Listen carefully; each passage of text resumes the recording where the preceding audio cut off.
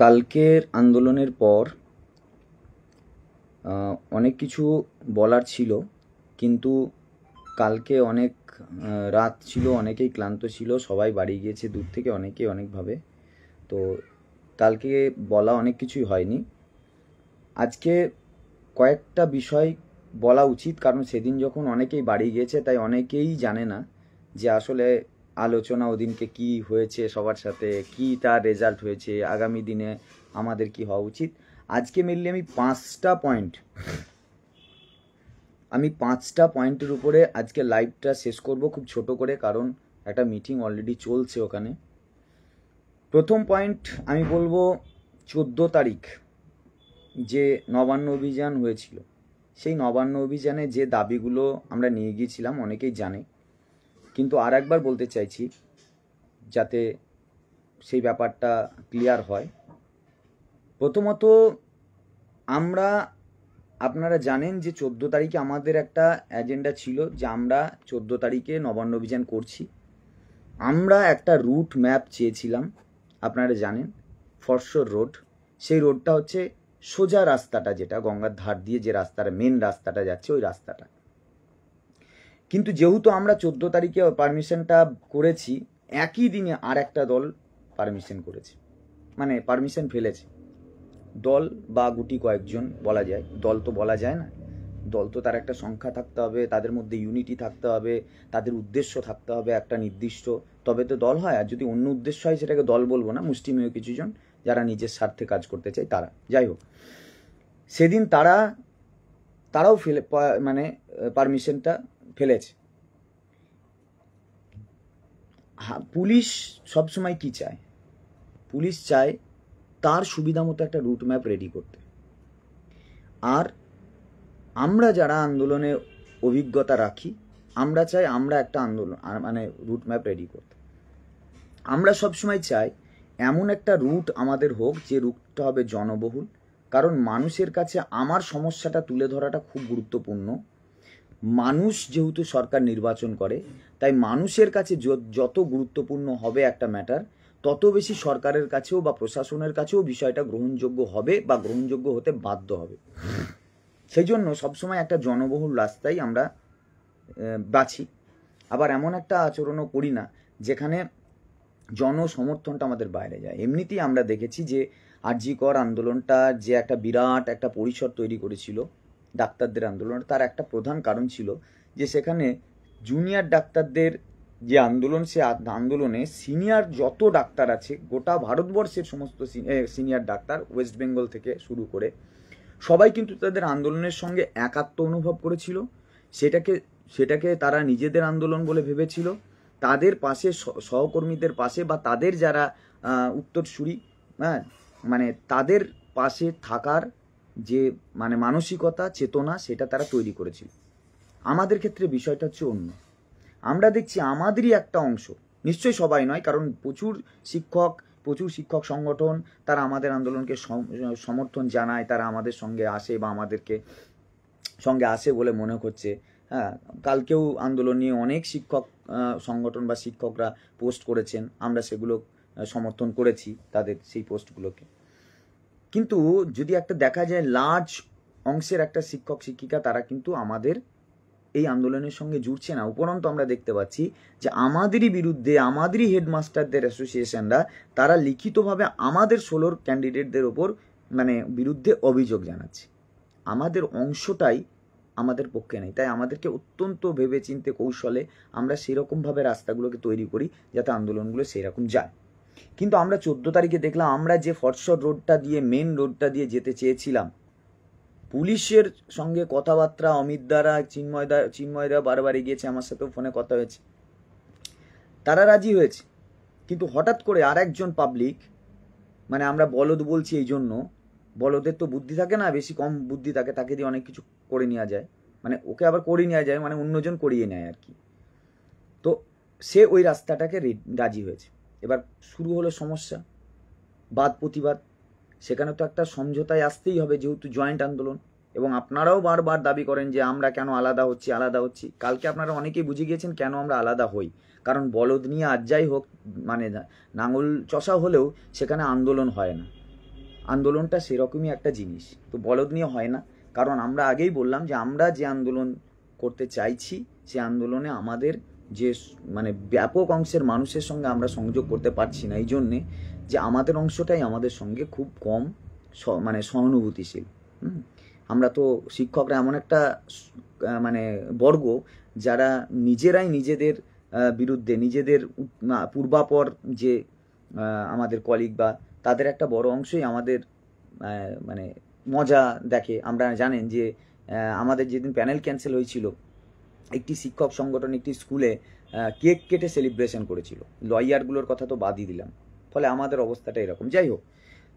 যাই হোক শেষে বাধ্য হয়ে ওই রুটটা অন্যজনার মানে বলদের বলদগিরির জন্য ওই রুটটা নিতে হয়েছে, কারণ দুটো মিছিল দুদিক দিয়ে যাবে। আমরা প্রথমে ভেবেছিলাম আমরা সাঁতরাগাছি দিয়ে, আপনারা অন্তত জানেন যে একটা সাঁতরাগাছি ব্যাপার ছিল, কিন্তু ওই যে আন্দোলনটা দুদিকে ভাগ হয়ে যাবে, আবার সেই একই ডিবেট তৈরি হবে আন্দোলনে, সেই জন্য একটা সমঝোতা করা হয়েছে যে ঠিক আছে হাওড়া স্টেশন থেকেই তাহলে আন্দোলনটা যাব। কিন্তু প্রথম থেকে আগের দিন রাত থেকেই শুরু হয়েছে একটা মানে নিজের মতো বক্তব্য আবার শুরু করেছে। জয়েন্ট প্রোগ্রামে সবাই যখন জয়েন্টলি মেন্টালিটি নিয়েছে তখন আগের দিন থেকেই আজে বাজে শুরু করেছে। যাই হোক ভালো কথা, সেখানেও আমি ধরে নিলাম। আন্দোলনটা যখন যাচ্ছে, যেতে যেতে যখন আমরা ব্রিজের নিচেই মানে ব্রিজটা যখন শেষ হলো, আপনারা দেখবেন থেমে গেল। প্রথম থেকে সামনে যাওয়ার জন্য ব্যস্ত, বড় বড় উত্তেজক কথাবার্তা, অশ্লীল কথাবার্তা, কটূক্তি, অনেক কিছু বললো, ওইখানে গিয়ে থেমে গেল, আর যাচ্ছে না। কেন? কারণ পুলিশের সঙ্গে কথা হয়েছিল যে ওই ডান দিক দিয়ে গিয়ে ওই গ্রুপ ডি গ্রুপ সিরা যেখানে আন্দোলনটা করেছে ফ্লাইওভারের নিচেই ঘুপচির মধ্যে অন্ধকারের মধ্যে ওইখানে গিয়ে ওকে জমায়েত করে রেখে দেবে, তারপরে ওইরকম করে যাবে। আমাদেরই অংশটা ওখান থেকে দেখবেন বেরিয়ে ছুটে গিয়ে এইদিকে আমরা গিয়েছি, ওই আপনারা সব লক্ষ্য করেছেন নিশ্চয়ই। তার মানে মিডিয়া আর মাইকের সামনে বড় বড় ডায়লগবাজি করা আর অন্য অংশটাকে সবসময় এগিয়ে দিয়ে নিজে টুক করে গলির ভিতরে ঢুকে যাওয়া, এই গল্পগুলো আমরা দেখেছি। মিডিয়া দেখলে লাপাতে চেঁচালেই অনেক কিছু হয়ে যায় না। একটা আন্দোলনে একটা নেতৃত্বের কাজ হচ্ছে রেসপন্সিবিলিটি। আমরা অনেক কিছু করে নিতে পারি, অনেক কিছু করে নিতে পারি। এই যে নবান্ন অভিযান হয়েছে, আমাদের নামে কেস হয়েছে, আপনাদের নামে কিছু হয়েছে? হয়নি। তাতে কি আমরা ভীত? না, তাও না। কারণ আন্দোলনের যারা যারা অংশগ্রহণ করে তাদের প্রত্যেকের রেসপন্সিবিলিটিটা থাকে আমাদের মাথার উপরে। যদিও সবাই এই সাফারার, সবাই ক্ষতিগ্রস্ত, কিন্তু রেসপন্সিবিলিটিটা আমাদের থাকে যে আমার কোনো একজন ব্যক্তির যেন কোনো রকম ক্ষতি না হয়, মানে সেটাও আমাদের উপর থাকে। কিন্তু ওই ঘুপচিতে যাওয়াতে রাজি ছিলাম না বলে আমরা কিন্তু দেখেছেন, এখানে কোয়েলি ম্যাডামও আছে লাইভে, দেখেছেন কোয়েলি ম্যাডামেরও ভিডিও, সেখান থেকে সবাই ভেঙে আমরা বাঁদিকে কিন্তু গিয়ে মেন জায়গায়, মেন রাস্তায়, মেন ইয়েতে কিন্তু আমরা মেন রাস্তাতে ছিলাম, কোনো গলিতে ঢুকিনি, কারণ মতো কাপুরুষতা দেখায়নি।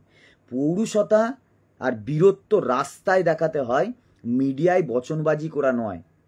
আমি নিজে কোনোদিন মিডিয়ায় যাই না, খুব কম আমাকে মিডিয়ায় বেশি দেখা যায়, অনেকের থেকে কম। যখন মিডিয়া আমার কাছে এসে ধরে আমি বলি, কালকে কি আমাকে বলা হয়নি বারবার স্টুডিওতে যেতে? আন্দোলন ছেড়ে যাওয়াটা নেতৃত্বের রেসপন্সিবিলিটি নয়। একজন আন্দোলনকারী যতক্ষণ রাস্তায় থাকবে ততক্ষণ পর্যন্ত নেতৃত্বের ওখান থেকে ছেড়ে যাওয়া উচিত নয়। কারণ একজনের যদি কোনো ক্ষতি হয়, কি বাইরের যদি শাসক শ্রেণীর কোনো গুন্ডা এসে আক্রমণ করে, তার দায়টাও নেতৃত্বের থাকে। তাই নেতৃত্ব মার খাওয়ার জন্য ওখানে যায়। স্টুডিও থেকে বললে হয় না যে আমি গুলি করে দেওয়া পর্যন্ত আমি যাবো না। আরে ভাই, সামনে গিয়ে এই দালালিটাই, মদনাগিরিটা মারতে হয়। আমরা সামনে ছিলাম, ভিডিওগুলো দেখবেন, পুলিশ ধাক্কাচ্ছিল, মারছিল, আমি ছিলাম, সৈকত ছিল, জিৎ ছিল, শান্তনু ছিল, কুশল ছিল, কারা ছিল সেখানে? তুমি কোথায় ছিলে হে হরিদাস পাল? তুমি তো গিয়ে গলির মধ্যে ছিলে, ভেবেছিলে পুলিশ আক্রমণ করে মারধর দিয়ে এদেরকে ফাটিয়ে দিক, আমি আবার গিয়ে বচনটা মারবো নাকি? যখন আমরা শেষ সময়ে এসে দেখলাম, যাই হোক তার আগে মাঝখানে বলবো কি ওখানে ভিতরে কি কথা হয়েছে, সেটা তো আসল, সেটা বলিনি, শুধু একটুখানি বলেন। শেষ সময়ে গিয়ে যখন আমরা দেখলাম যে সংখ্যা, আপনারা জানেন আমাদের কি অবস্থায়, সেটা লাইভে বলে তো খুব একটা লাভ নেই, বলা উচিতও নয়, নিজেদের দুর্বলতা প্রকাশ করা হয়ে যাবে। তো সেখানে একটা সিদ্ধান্ত সবাই মিলে নেওয়া হয়েছে। যে বলছে আমাকে জানানো হয়নি, তার দলের বেশ কিছুজন ছিল, তারা নিজেরাই বলেছে আপনারা সিদ্ধান্ত নিন, আমরা এই সিদ্ধান্ত রাজি হচ্ছি, কোনো অসুবিধা নেই। সেখানে বাকি সবাই ছিল, মিনময়দা ছিল, সিদ্ধান্ত অংশগ্রহণের সময়। রবিউলকেও ফোন করা হয়েছে, ওর বাড়িতে অসুবিধাও বেরিয়ে গেছে, ও বললো নাও কোনো অসুবিধা নেই। বাকি কৃষ্ণগোপাল বা এরাও ছিল, তাদের সঙ্গে কথা, সবাই ছিল ওখানে, কারণ ওটা ছাড়া আর কোনো বিকল্প অপশান আমাদের কাছে ছিল না। এবার আমরা ওখানে বললাম দুটো রাস্তা আছে, রাস্তা দুটো। আইদার আমরা ওখানে যেমনভাবে অন্যান্য রাজনৈতিক শক্তিগুলো নবান্ন অভিযানে গিয়ে যা যা অ্যাক্টিভিটিস করে আমরা সেই অ্যাক্টিভিটিস করব, আর আইদার দ্বিতীয় হচ্ছে দেখা করা। বলদ নিজে বলল দেখা করব, দেখা করতে এসেছি এখানে, উঠতে উঠতে যাবো 14 তলায়, দেখা করতে যাব। তো চিফ সেক্রেটারি মানে পুলিশ কনভে করছে এবং কথাও বেশি বলছে, আমরা কিন্তু কথা বলিনি।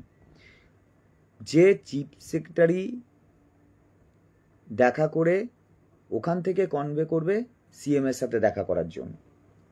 এবার আপনারা জানেন যে রিভিউ পিটিশনটা আমাদের সামনের সপ্তাহে একটা সম্ভাবনা আমরা দেখছি, খুব ক্ষীণ সম্ভাবনা যদিও সামনের সপ্তাহটা। তো সেই জায়গায় দাঁড়িয়ে শাসকের উচ্চপদস্থ যে কর্ত্রী এবং তার যে উচ্চপদস্থ একজন আধিকারিক, সবচেয়ে উচ্চপদস্থ, কারণ চিফ সেক্রেটারি সিএম এর পরেই চিফ সেক্রেটারি, তো সমস্ত সিদ্ধান্ত তার সাথে আলোচনা করেই নেয়। সিএম তার বাইরে কারোর সাথে আলোচনা করে এই সিদ্ধান্ত, গুরুত্বপূর্ণ সিদ্ধান্ত নেয় না, তার সাথে দেখা করার জায়গা আছে। এই সময় রিভিউ পিটিশনের দাবিগুলো নিয়ে আলোচনা করাটাও খুব গুরুত্বপূর্ণ। সবাই গেল, সবাই ঠিক করলো। আপনারা জানেন যে আমি নিজে যাইনি। কেন যাইনি? কারণ মানুষ যেদিন ভাববে যে এই মানুষটা অন্তত সেটিং এই নোংরামিগুলো কোনো দিন করবে না, যেদিন সবাই বুঝবে সেদিন আমি স্বতঃপ্রণোদিতভাবে যাব, সেটাই আমার বক্তব্য ছিল। যাই হোক, একটা বিতর্ক তৈরি হলো লাস্টের দিকে যে আমাদের একজন ম্যাডাম, তিনি যেতে চেয়েছিলেন কিন্তু তাকে যাওয়া হয়নি। আমি ডেপুটি কমিশনার অফ পুলিশের সঙ্গে কথা বললাম, উনি বললেন আপনি যান, ওকে দিয়ে আসুন, আমাদের কোনো আপত্তি নেই, গাড়ি করে দিচ্ছি। সেই ম্যাডামকে যখন দিতে গেলাম, বললাম যে ঘরের কাছে, যে ম্যাডাম বললাম যে এই ম্যাডাম এন্ট্রি নেবেন কারণ উনি থাকবেন। তখন অলরেডি চিফ সেক্রেটারি চলে গিয়েছেন, কথা ওনার সঙ্গে এডুকেশন সেক্রেটারি এবং রাজ্য পুলিশের ডিজি দুজন ছিলেন সেখানে, আর একজন আইপিএস ছিলেন, 3 জন। আমাদেরকে বলা হলো, রূপাকে বলা, মানে আমাদের ম্যাডাম আর ওই আমাদের নির্মল স্যার আর আমি 3 জন ছিলাম। বললো আসুন না, এডুকেশন সেক্রেটারি বললো আপনি বসুন না, অসুবিধা নেই। তখন আমিও গেলাম, দেখলাম যে ওখানে গিয়ে মেনলি যে কথা আমাদের যে ইয়ে ছিল, মানে ডেপুটেশন কপি ছিল, সেটা আমি আজকে এই লাইভের পরেই আমি দিয়ে দিচ্ছি। মেন দাবি যেটা ছিল সেটা হচ্ছে রিভিউ পিটিশন থেকে আমাদের যে কোনো মূল্যে ফিরিয়ে আনার দায় রাজ্য সরকারকেই নিতে হবে, 1 নম্বর কথা। দ্বিতীয়, রাজ্য সরকার যোগ্যদের তালিকা অবিলম্বে ওয়েবসাইটে প্রকাশ করুক, সার্টিফাই করে, এবং সেটা রিভিউ পিটিশনের সঙ্গে সংযুক্ত করুক। কিন্তু অনেকক্ষণ বার্গারিংয়ের পর আমি দেখলাম ওখানে আমরা কয়েকজন, মানে শুধু জেএসএসএম এর বলছি না, বাকি আরও অন্যান্য যারা ছিল সবাই, একটা বেশি অংশ আমরা কিন্তু সবসময় ল পয়েন্টসে কথা বলার চেষ্টা করছিলাম। আর একজন বলদকে যে জানি কে শিখিয়ে দিয়েছে, শুধু সব কিছু ও একাই বলবে, আজ ওই সেই একই গল্প, কোনো ল পয়েন্টস নেই। কুস্তির তো একটা মার প্যাঁচ থাকে, একটা কুস্তিরও একটা প্যাঁচ থাকে, সেখানে যে কুস্তিগিরি করে তাকে প্যাঁচে ফেলতে হয়। সেই ধরনের কোনো লিগাল জ্ঞান নেই, না নিজের অর্ডার কপি সম্পর্কে জানে, না তো আইন সম্পর্কে জানে, এবং আধিকারিকদের সঙ্গে কিভাবে কথা বলতে হয় সেটাও যে জানে না। সেই একই রকম মাতলামি করে দেখলাম যে ও মানে পুরো মিটিংটা বন্ধ করার একটা দিকে যাচ্ছে। আমার প্রথম প্রশ্ন ছিল আপনি যোগ্যদের তালিকা দিন। চিন্ময় বলল বা আমাদের বাকি যারা অংশ ছিল তারা সবাই বলেছে যে ওনারা বলছেন যে যদি আমরা এই সময় লিস্ট দিই তাহলে পরে একটা সমস্যা হবে, যে যদি লিস্ট দিই তাহলে পরে তোমরা হয়ে যাবে চালক আর আমরা হয়ে যাব প্যাসেঞ্জার, গাড়ি উল্টে যাওয়ার দায়িত্ব তাহলে গেলে আপনাদের। আমরা বলেছি আমরা যদি হেরে যাই যাব, আমাদের কোনো আপত্তি নেই, আপনি রিভিউ লিস্টটাকে আপনি যোগ্যদের তালিকাটাকে পাবলিশ করুন, আমরা 5টা মানুষ দেখুক যে এদের বিরুদ্ধে কোনো অ্যালিগেশন নেই, অন্তত আমাদের সোশ্যাল যে ইম্প্যাক্ট আমাদের উপর পড়ছে সেটা থেকেও আমরা অন্তত ইয়ে করতে পারবো। কিন্তু ওনারা দেখলাম কোনোভাবেই ওই জায়গায় যাচ্ছেন না। আমি বললাম ঠিক আছে, আর একটা উপায় আপনাকে বলছি, লিস্ট আপনাকে দেওয়ার দরকার নেই।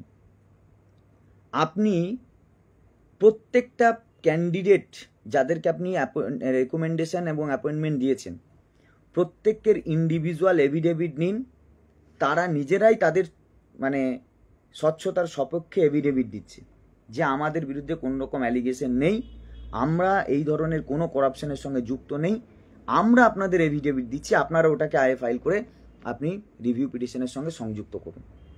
এই একটা গুরুত্বপূর্ণ পয়েন্টস যখন আলোচনা করছি সেই বাঁদরামি শুরু করলো, মানে কোনো লজিক্যাল পয়েন্টসের দিকে এগোতে চাইছে না। আমরা বললাম ঠিক আছে, তাহলে ওনারা আপনারা আপনাদের লয়ার্সদের সাথে কথা বলুন, আমরা আপনাদের লয়ারদের সাথে সব পক্ষের লয়ার্সদের নিয়ে বসবো। সেই ব্যাপারে কথা হচ্ছে, মাঝখানে আবার একটা কথা, মানে কোনো একটা আলোচনায় যখন গিয়েছি আমরা জানি যে এরা কোনো কিছু করবে না, মেন মাথা অন্য জায়গায়, সেই মেন মাথা আমাদের সঙ্গে আগের দিন প্রতারণা করলো, এটাও আমরা জানি। কিন্তু যখন ল পয়েন্টসে কথা হয় তখন ল পয়েন্টসে কথা হওয়া উচিত। যাই হোক, তবুও সেই মাফিক সবাই আলোচনা করলো, বেরিয়ে এলো নিটফল কি? নিটফল হচ্ছে ওরা মূলত ধরে রেখেছে আমরা এর বাইরে যাব না, আমরা এদের বাঁচাবো এবং এদের মারবো, এদের এইভাবে করব, আমরা এইটুকু। ওনারা শুধু একটা কথাই বলতে চাইছেন, রিভিউতে আমরা অতি সক্রিয় আছি, আমরা আপনাদের বাঁচানোর জন্যই এটা করছি। আপনারা দেখুন এরকম জাজমেন্ট কোনোদিন হয়নি, জাজমেন্টটা ভুলে, এগুলো আমরাও জানি জাজমেন্ট হয়নি, কিন্তু আপনারা এবং ডাইরেক্ট বলেছি, আপনারা মনে করবেন, সরকার মনে করবে আর মানে ইয়ে হবে না, মানে যথাযথভাবে ওই কোর্ট থেকে আমরা জিতে আসতে পারবো না, এটা হতে পারে না। এমনকি সুপার নিউমেরারি পোস্টে আপনারা কেন জিতেছেন বলুন? সুপার নিউমেরারি মামলাটাই আপনি কেন জিতেছেন বলুন? বলছে তার মানে কি বলতে চাইছো, একটা কোর্টে একটা কেস সরকার জিতে গেল মানে সব কেসই সে জেতার অংশীদার। চিন্ময় তখন বললো কেন, এই কেসটার সাথে তো এই কেসটা অতপ্রতভাবে জড়িত, তাহলে আপনারা এই মামলাটাই জিতছেন, এই মামলাটাই জিতছেন না, কি করে হয়? এই ধরনের অনেক আর্গুমেন্ট, অনেক কিছু হলো, মানে ওনারা ঠিক করে রেখেছেন যে আমরা রিভিউ পিটিশনের আগে কোনো কিছু করতে রাজি নই, মানে এইরকম একটা মেন্টালিটি ওদের মধ্যে আছে। যাই হোক, ভালো। সব মিলিয়ে আমরা আরও বলছেন যে আপনাদের যদি কোনো আর্গুমেন্ট থাকে, ল পয়েন্টস থাকে, আপনাদের লয়ার্স কাছে লেখান, যেটা আমরা করিয়ে দেবো, আমরা সেগুলো মানে ওর সঙ্গে জুড়ে দিতে পারবো। যাই হোক, সেটা হয়েছে। এরকম অনেক কথাবার্তা, এই ধরনের কথাবার্তাগুলি মেনলি হয়েছে। কিন্তু মুশকিল হলো যে যখন আমরা ওখানে যখন যাচ্ছিল সবাই, এবার ওখানে যখন ফিরে আসা হয়েছে, ফিরে এসে দেখা যাচ্ছে ময়দানের মধ্যে কি অবস্থা, সেটা আপনারা আর বলছি না, ওইগুলো বলা মানে নিজেদের দুর্বলতা প্রকাশ করা। লোকজন অনেক কমে যায়, বৃষ্টির দিন, ম্যাডামরাও থাকে, তাদেরও অনেক প্রবলেম আছে, আর অস্বাস্থ্যকর জায়গা, এবং যেহেতু আশেপাশে সমস্ত দোকান পাশার টয়লেট সব পুলিশ বন্ধ করে দিয়েছিল, কারণ তারা পরিস্থিতিটা এমন বা পরিবেশটাকে এমন অস্বাস্থ্যকর রাখবে যাতে ওখানে মানে স্টে করা না যায়, তার জন্য অনেকেই চলে এসেছিল, এবং মানে সংখ্যা অত্যন্ত কম, 150 আমরা প্রথমে ডিসাইড করেছিলাম লিস্ট ওখান থেকে দেবে, তবে আমরা উঠবো, এবং আমরা বললাম আপনি কথা বলুন। তো এডুকেশন সেক্রেটারি বললেন ঠিক আছে, আমি আবার যাচ্ছি চিফ সেক্রেটারির কাছে, কথা বলছি, যদি সম্ভব হয় আমি করার কথা বলবো। এইটা মানে সে বাচ্চাকে মানে ইয়ে দেওয়ার মতো, সান্ত্বনা দেওয়ার মতো একটা কথা বলে উনি বেরুলেন। আমরাও ঠিক করলাম যে ওখানে বসবো, কিন্তু আসার পর যে শূন্যতা দেখলাম, তারপরে কি হলো, একটা সিদ্ধান্ত নিতে হবে, নেতৃত্বদের ডাকছি, নেতৃত্বটা নেই, কিছু অংশ আছি, বাকি ওই যে হেভিওয়েট বাবু রিপাবলিক বাংলায় গিয়েছেন, বলদকে রিপাবলিক বাংলায় গিয়েছে, কারণ ওইটা ওর কাছে উপযুক্ত প্ল্যাটফর্ম বাঁদরামির, হ্যাঁ, সেই জন্য ওই বাঁদরটাকে ওই ঠিক ওস্তাদের হাতে পড়েছে। যাবার সময় ফোনে ফোনে কথা বলছেন যে ছি দাদা এরকম বলতে পারলো, এটা শুনে আমাদের সঙ্গে রজত গিয়েছিল, সায়নী ম্যাডামও গিয়েছিল, অনেকে গিয়েছিল, দাদা এরকম বলতে পারলো, দাদা এরকম কথা বলতে পারলো, দাদা আমাদের সম্পর্কে কেন এই কথা বললো, ওনার খুব কষ্ট হয়েছে। কোন দাদা নাকি টুইট করেছে, ওটা ওর খারাপ লেগেছে। আমরা রিপাবলিক বাংলাতে দেখলাম যে যখন ও সব কিছু তখন আছে, যে নিজে এই ময়দান সম্পর্কে কিছু জানেই না, ওখান থেকে ব্লেম করছে আপনারা কেউ যাবেন না, তখন অলরেডি সবাই পালিয়ে গেছে। তো কি করবে ওখানে সবাই মিলে যারা আবারও বলছি, নেতৃত্বের কাজ হচ্ছে আন্দোলনের শেষ পর্যন্ত না ছেড়ে যাওয়া। তুমি কি মিডিয়াতে, এখানে মেনলি মিডিয়া ফোকাস, মিডিয়াতে মুখ দেখাতে চাওয়া, আর ওই মিডিয়া দেখলে বাঁদরের মতো তিরিং তিরিং করে লাফিয়ে আর বড় বড় ডায়লগ মারা, আর কাজের বেলায় গলিতে গিয়ে লুকিয়ে যাওয়া, এই হচ্ছে এই নেতৃত্বের ক্যারেক্টার। দিয়ে আমাদের সম্পর্কে আজে বাজে কথাবার্তা বলছে, এবং সেম কথা বলছে যে কথাটা জনৈক নেতা একদিন বোম বিস্ফোরণ করেছিলেন, এবং সেই আমাদের প্যানেল ক্যান্সেল নিয়ে, এবং সেই নেতা যখন টুইট করছে সেই হুবহু সেই কথাটা বলছে, হুবহু সেই কথা। কে শেখু, কে মাকু? এখানে কাদের দ্বারা পরিচালিত হয় আন্দোলন? আন্দোলনটা যোগ্য শিক্ষক শিক্ষিকা অধিকার মঞ্চ, সম্পূর্ণ অরাজনৈতিক, এবং সেদিনও ছিল, আজকেও আছে, এবং ভবিষ্যতেও থাকবে। কারণ আমাদের একটাই উদ্দেশ্য, চাকরি বাঁচানো, এবং তার জন্যই আমাদের লড়াই, তার জন্যই মার খাওয়া, তার জন্যই কেস খাওয়া। আজ পর্যন্ত কোন রাজনৈতিক দলের দাবিদারি আমরা করেছি? কোনো রাজনৈতিক দলের দাবিদারি আমরা করি না, না শাসকের না বিরোধীর। কারণ আমরা বারবার বলছি, যে জাজমেন্টটা হয়েছে সেই জাজমেন্টে সবচেয়ে বেশি সুরক্ষা পেয়েছে দুর্নীতিগ্রস্ত সরকার। আর এই সুরক্ষাটা কেন দেওয়া হয়েছে? কেন দেওয়া হয়েছে? কারা কারা জড়িত এর সাথে? লয়ার আর্গুমেন্ট করেছে কিসের জন্য? প্যানেল বাতিলের জন্য। কোন কোন লয়ার ছিল সেখানে? আবার মনে করিয়ে দিয়েছি, মনিন্দর সিং, হরিশ সালভে, কোন পক্ষের লয়ার? কারা দিল তাদেরকে টাকা? আর কে ছিল এখানে? আমাদের অপোনেন্টরা বিকাশ রঞ্জন বাবু, ফিরদৌস শামীম, এরাই ছিল। এবং এরা প্রত্যেককে কি ডিমান্ড করেছে? Panel cancel. প্যানেলটা ক্যান্সেল হয়েছে, লাভ কার হয়েছে? রাজ্য সরকার, মমতা ব্যানার্জি সরকারের লাভ হয়েছে। কেন? কারণ হচ্ছে সেগ্রিগেশন হয়ে গেলে, পৃথকীকরণ হয়ে গেলে যারা যোগ্য আছে সেই যোগ্যরা কি করবে? যোগ্যরা বেঁচে যাবে, আর যদি যারা টাকা দিয়ে চাকরি পেয়েছে তারা গিয়ে পিঠের চামড়া খুলে দেবে। সেই পিঠের চামড়া যদি খুলে দেয়, কোন শাসক আর কোন বিরোধী, কে কোন কোন নেতা বাঁচবে আর কোন কোন নেতা মারবে কেউ তো জানি না। কারণ টাকা কে কে খেয়ে রেখেছে আমরা তো জানি না। যারা টাকা দিয়েছে তারা জানে, যারা টাকা নিয়েছে তারা জানে। তুমি কার তাবেদারি কথা ওখানে গিয়ে বললে? তুমি আন্দোলনটাকে ভাঙার জন্য দীর্ঘদিন ধরে এই ধরনের বাঁদরামি করছো। তোমার মতো রাজনৈতিক উদ্দেশ্য নিয়ে আমরা আন্দোলনটাকে চালাই না। তোমার প্রত্যেকটা জায়গায় উদ্দেশ্য থাকে একটা রাজনৈতিক নোংরামি করা। যখন সমস্ত দল মিলে আন্দোলনটাকে করার সিদ্ধান্ত নিয়ে এত পরিশ্রম করে আন্দোলনটাকে করা হচ্ছে, সেই জায়গায় একজন আন্দোলনের থেকে নিজে প্রতিনিধি গিয়ে, আমি তো যাইনি, আমি তো কথা বলিনি, তাহলে তোমরা গেলে, তুমি কথা বললে, কথা বলে আসার পরে তুমি বাবু চলে যাচ্ছ রিপাবলিক বাংলায় ইয়ে করতে, নিজের ফেস দেখিয়ে, হ্যাঁ, নেতাগিরি দেখাতে, এবং সেখানে গিয়ে তুমি সেই কথা বলে দিচ্ছ তোমার যে দাদা শিখিয়ে দিয়েছে। পলিটিক্সটা তুমি মারছো আর আমাদেরকে তাবিদার বানাচ্ছ, নির্লজ্জ কোথাকারে। যাই হোক, মানে অবাঞ্ছিত লোকের কথাবার্তা বলে আমরা সময় নষ্ট করছি না। যাই হোক, আমরা মোটামুটি যে দাবিগুলো রেখেছিলাম সেই দাবিগুলো আমরা বলেছি, আর আমরা সেইখানেই ডিসিশন নিয়েছি এবং ঘোষণা করেছি আর কোনো দিন আমরা, যেহেতু শেষ পর্যন্ত প্রতিশ্রুতি দিয়েছিল দেখা করার, এবং দেখা করে আমাদের সমস্যার সমাধান মেট করবেন, চিফ সেক্রেটারি তত্ত্বাবধানে সিএম পর্যন্ত পৌঁছাবে, সেটা যে একটা পুরো মিথ্যা কথা সেটা প্রমাণিত হলো। এবং আমরা সিদ্ধান্ত নিলাম ওখানেই যে জীবনে এই আন্দোলন আর যেখানেই আন্দোলন হবে আমরা কোনো ইনডোর মিটিংয়ে যাব না, আমরা দাবি পেশ করব, আপনি লাইভ স্ট্রিমিংয়ে আমাদের দাবি সম্পর্কে বলবেন, তাহলে ওইখানে উঠবো, না হলে স্পটেই ফাইসাল্লা হবে। এটাই ছিল আমাদের শেষতম ডিসিশন সবার মধ্যে মিলিতভাবে।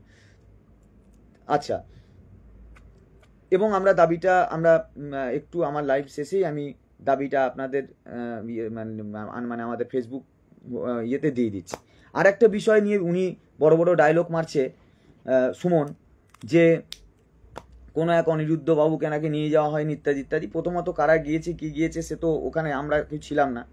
আর একজন বাইরের অংশ যার সাথে এই আন্দোলনের কোনো সম্পর্ক নেই, যার, তাহলে আমার কথা বলছে উনি গেলে বিশাল কিছু লাভ হতো, তাহলে উনি গেলে উনাকে যদি যোগ্য মনে করছে, তার মানে কি যে আমরা তো নিজেদের মস্তিষ্কে চলছি। কে পলিটিক্যালটা কে? রাজনৈতিক উদ্দেশ্য কার আছে? সবাই বুঝে গিয়েছে তোমার চরিত্র। বলছে কোন একটা অনিরুদ্ধ বাবুকে নিয়ে যাওয়া হয়নি, উনি নাকি বিশাল বিজ্ঞ। হ্যাঁ, তাহলে তুমি যখন অন্যের মস্তিষ্কে চলো, তাহলে তুমি তাদেরকে সামনে নিয়ে এসো আর তুমি পিছনে যাও। তুমি অন্যের উদ্দেশ্য কে? তুমি তো তাহলে পুতুল। তাহলে পুতুলটাকে নাচাচ্ছে কারা? তাদেরকে সামনে নিয়ে এসো। আমাদের আন্দোলনে আমরা অংশগ্রহণ করছি, আমরা লড়াই করছি।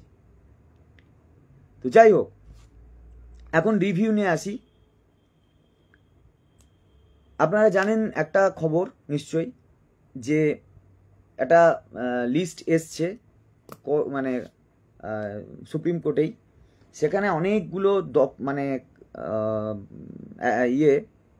অনেকগুলো ম্যাটার্স চিফ জাস্টিসের হাতে রয়েছে, যেটা চিফ জাস্টিস নিজের হাতে রেখেছেন। তার মধ্যে সার্ভিস, এডুকেশন, এটা চিফ জাস্টিস দেখলাম চিফ জাস্টিসের নিজের হাতে নিজের যে লিস্ট, যে ম্যাটার্স আছে সেখানে চিফ জাস্টিসের ম্যাটারের উপরে আছে। আর রিভিউটা সামনের সপ্তাহে, এই সপ্তাহে নয়, সামনের সপ্তাহে একটা ক্ষীণ সম্ভাবনা থাকলেও থাকতে পারে, নিশ্চিত শিওর নয়, এটা কেউ শিওর ভাববেন না। আর এটা নিয়ে প্রচার করে একটা বিশাল ইয়েও তৈরি করবেন না, মানে শিওরিটি দিতে পারছি না। ক্ষীণ সম্ভাবনার কথা বলছি, খুবই ক্ষীণ, মাইনর 0.1% ধরতে পারেন। আচ্ছা, তো আরেকটা জিনিস যেটা, যাতে চিফ জাস্টিসের মানে দরবারেই আমাদের রিভিউ ওঠে, আমরা সেরকম একটা চেষ্টা চালাচ্ছি। আমরা হয়তো বা সফল হলেও হতে পারি বলে আমরা বিশ্বাস রাখছি, কারণ আমরা সেই রকমভাবেই চেষ্টাটা চালাচ্ছি যাতে চিফ জাস্টিসের কাছে কোনোভাবে ওটাকে আমরা মানে যেতে পারি, নিয়ে যেতে পারি। আর একটা জিনিস আপনারা আরও একটা জানেন, যে আগামী কালকে আমাদের ডিভিশন বেঞ্চের ডিভিশন বেঞ্চের একটা জাজমেন্ট আসতে চলেছে। জাজমেন্ট কি হবে সেটা দেখা যাক। আর একটা মামলা হয়েছে, কন্টেম্প মামলা, আদালত অবমাননার মামলা। আমরা দেখলাম যে সমস্ত ম্যাটার চিফ জাস্টিস নিয়েছেন তার মধ্যে আদালত অবমাননার মামলাটাও ওখানে সংযুক্ত আছে, মানে ওটাও ওনার হাতেই যাবে। ফলে ওখানেও আমরা সংযুক্ত হয়ে ওখানেও আমাদের যা যা পয়েন্টস আছে আমরা বলবো বা বলার চেষ্টা করব। এটুকু মোটামুটি। হয়তো আমার কারোর বিরুদ্ধে সমালোচনা করার কোনো ইচ্ছা নেই, কারণ আপনারা দেখেছেন বহু উল্টোপাল্টা কথা আমাদের সম্পর্কে বলা হয়, আমরা সে সমালোচনা অন্তত আমার উত্তর দেওয়ার প্রয়োজন মনে করি না। কিন্তু যেহেতু কালকেরটা পুরোপুরিভাবে একটা ক্লেম লাগানো হয়েছে পলিটিক্যালি, এবং এটা একটা মিলিতভাবে অ্যাটাক, হ্যাঁ, খুব কৌশলে তৈরি করা অ্যাটাক, সেই জন্য এটা একটু বলতে বাধ্য হলাম। আমরা আশ্বস্ত করছি এটাও, আগামী দিনেও যে আন্দোলন হবে সে আন্দোলন আমরা মিলিতভাবেই করব। যেটা শুধু অপাঙ্ক্তীয় অংশ, অবাঞ্ছিত অংশ, যেটাকে বাদ না দিলে শরীর পয়জন হয়ে যেতে পারে, সেটা আমরা ঠিক করবো আমরা সবাই মিলিয়েই, যে নেওয়া যাবে কি বাদ দিতে হবে। আপনারাও নিশ্চয়ই কমেন্ট করবেন, আপনারা বুঝেও গিয়েছেন ব্যাপারগুলো। আর সামনের সপ্তাহে নজর রাখি, কালকের জাজমেন্টের দিকে নজর রাখি, বাকি কথা পরে হবে। আর একটা জিনিস শুধু বলে দিই, আমরা দিল্লির দিকে একটা আন্দোলন নিয়ে যেতে চাইছি, মানে আমাদের পারমিশনও কমপ্লিট হয়েছে। আর আমরা ঠিক করেছি যে রাজ্যের উপর দিয়ে আমরা যাব সেই রাজ্যে অন্তত 10 কিলোমিটার করে লং মার্চ করব। এটা আমাদের একটা প্ল্যানিংয়ের মধ্যে আছে। সেটা আজকে এখন মিটিং চলছে, সেটা কতদূর কি ফাইনাল হয় সেটা জেনে আপনাদের জানাবো। আর আপনাদের কাছেও আমাদের আবেদন থাকবে, যেহেতু যাওয়া হচ্ছে মানে দিল্লির দিকে, সেখানে আমরা অনেকগুলো আন্দোলন সেট করেছি। দিল্লির সিভিল সোসাইটির সাথেও কথা হচ্ছে, তারাও আমাদের এই ব্যাপারটা নিয়ে যাতে ওপেন কনভেনশন করে সেটাও আমরা চেষ্টা করছি, মানে সফল হব আর কি, কথা হয়েছে মোটামুটি। তো আপনারা চেষ্টা করুন যাতে মানে দিল্লির দিকেও কোনোভাবে আমরা আন্দোলনটা নিয়ে যেতে পারি, কারণ অংশগ্রহণ না হলে আন্দোলনটা তো আমরা করতে পারবো না। আর যেহেতু এই সময় আমাদের একটা করা দরকার, খুবই দরকার, সেই চেষ্টাটা আমরা করছি।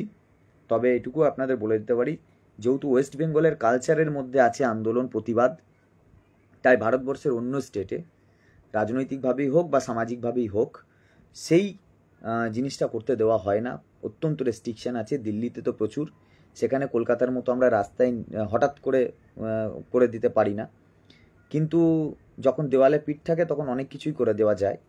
সবটাই মিলিয়ে আমরা বলছি, আগামী সপ্তাহে পার্লামেন্টের অধিবেশন শুরু হচ্ছে। বিভিন্ন এমপিদের সঙ্গে আমাদের কথাবার্তা হয়েছে। আশা রাখতে পারি পার্লামেন্টেও আমাদের কথা উঠবে, আমরা সেটাও করে রেখেছি। সেই কথা উঠে আশা নয়, মানে ধরাই যায় সেই কেস উঠবেই আমাদের প্রসঙ্গ, একজন দুজন হলেও উঠবে, এটা আমরা বলতে পারি। পার্লামেন্টে আমাদের বিষয় উঠবেই, এই ব্যাপারটা আমরা বলছি। আর দেখা যাক আমরা দিল্লির আন্দোলন বা আগামী দিনের আন্দোলনটা কিভাবে করতে পারি। তবে এটা নিশ্চিত আমরা আর কোনো ইনডোর আলোচনায় কোনো আন্দোলন থেকে যাব না, এবং যা সিদ্ধান্ত হবে এক আন্দোলনে যাওয়ার 1 ঘন্টার মধ্যেই সিদ্ধান্ত হবে বা 2 ঘন্টার মধ্যেই সিদ্ধান্ত নেব, এরকমভাবেই আমরা করব। শাসকের সঙ্গে আমরা আর কোনো এই ইনডোর আলোচনায় যাচ্ছি না, যেহেতু শাসকের কাছ থেকে আমরা প্রতারণা ছাড়া কিছু পাচ্ছি না। এটুকুই বলার। সকলে ভালো থাকবেন, ধন্যবাদ।